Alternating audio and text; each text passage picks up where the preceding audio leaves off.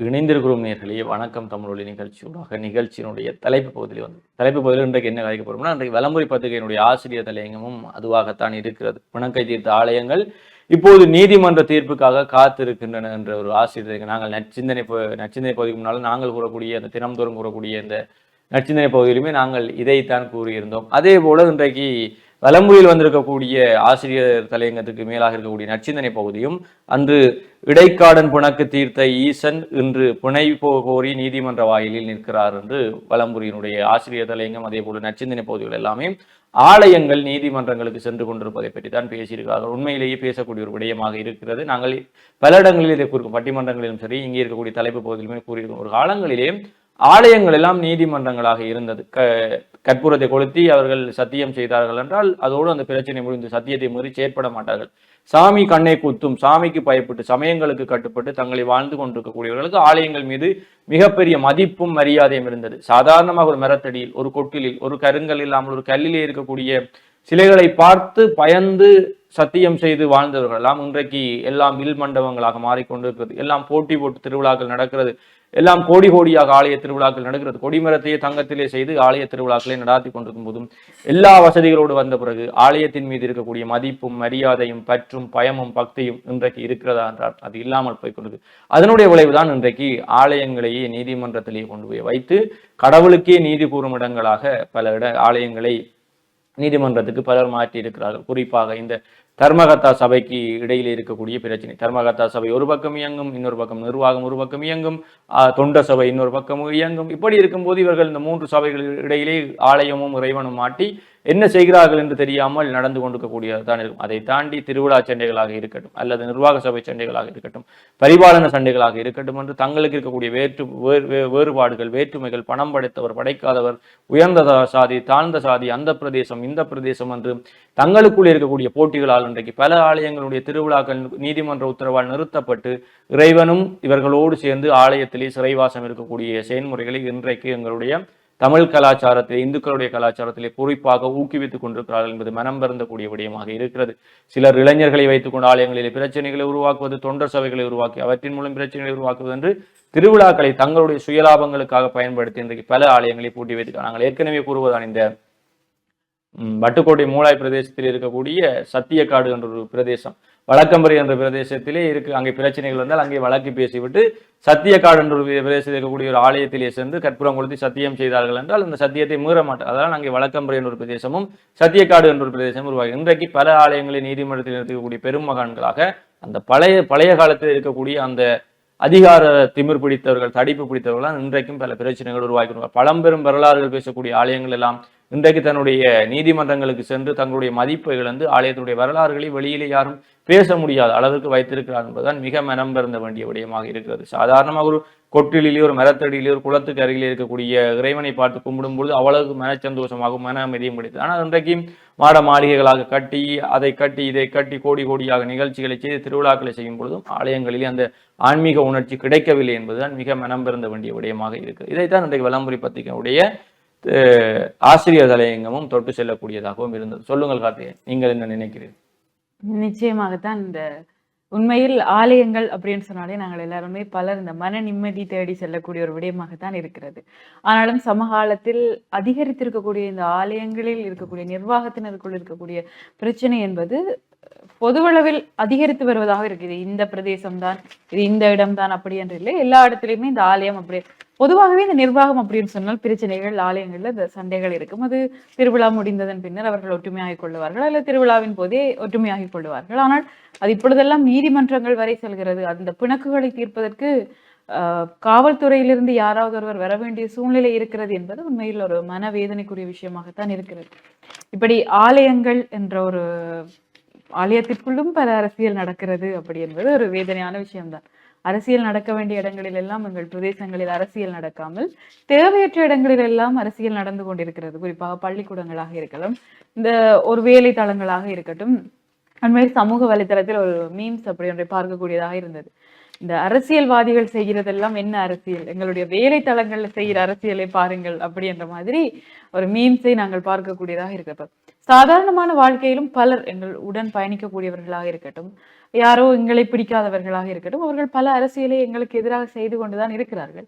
அது வேலைத்தளங்களாக இருக்கட்டும், அல்லது நண்பர்கள் என்று சொல்லிக் கொள்பவர்களாக இருக்கட்டும், இப்படி பல இடங்களில் நடந்தாலும் துர்ப்பாக்கியமாக எங்களுடைய பிரதேசங்களில் அரசியல் செய்யப்பட வேண்டிய இடங்களில் செய்யப்படாமல் இருக்கிறது அப்படி என்பது ஒரு வேதனைக்குரிய விஷயம்.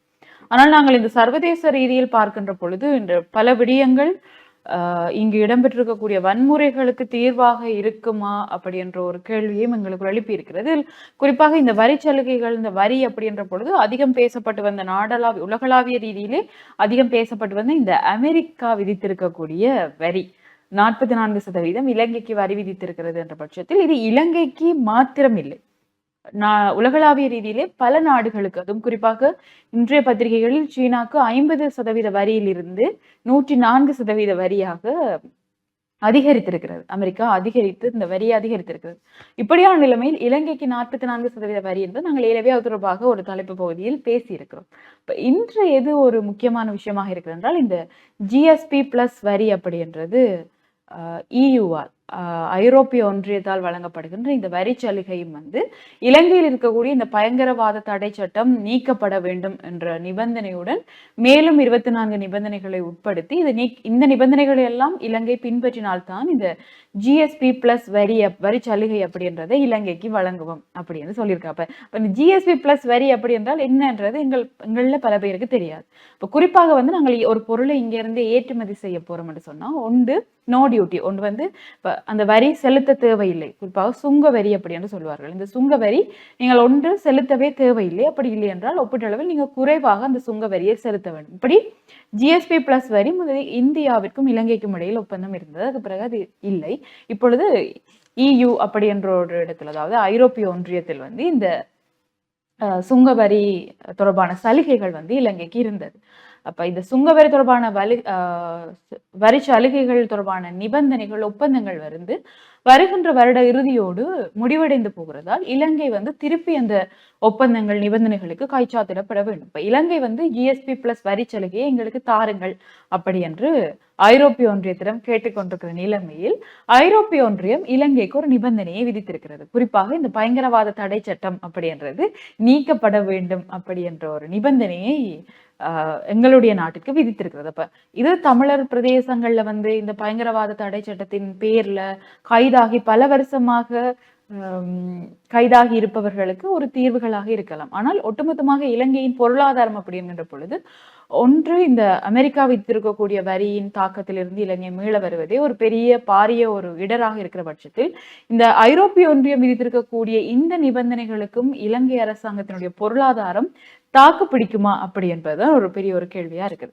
அதிலும் குறிப்பாக பல அரசியல்வாதிகள் கூறுகிறார்கள், ரணில் இருந்திருந்தால் இந்த அமெரிக்க வரிகளுக்கெல்லாம் ஒரு தீர்வு கண்டிருப்பார் அப்படி என்று.